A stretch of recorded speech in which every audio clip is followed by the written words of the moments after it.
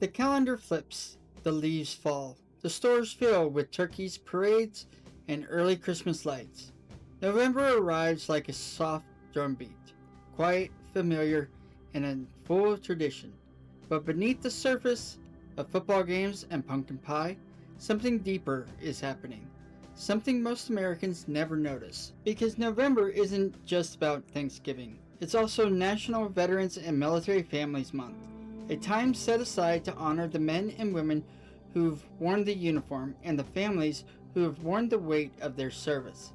It's not a holiday, it's a commitment, a month-long reminder that freedom isn't free and neither is the silence that follows. This observation began in 2016 when the White House formally recognized November as a time to reflect on the sacrifices of our veterans and their loved ones.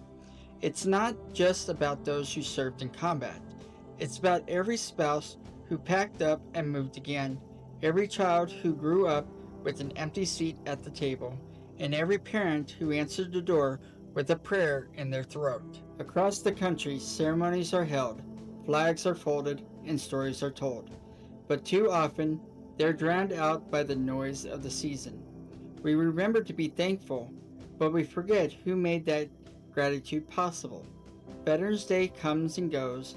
The rest of the month fades into shopping lists and travel plans. But for military families, November is personal.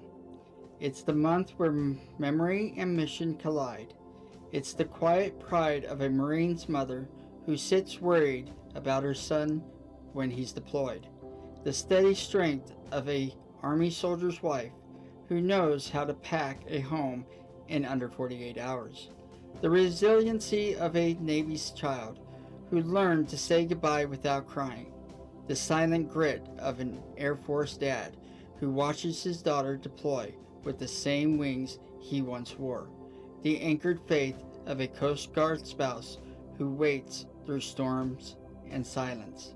The quiet vigilance of a Space Force sibling who tracks orbital threats when the world sleeps.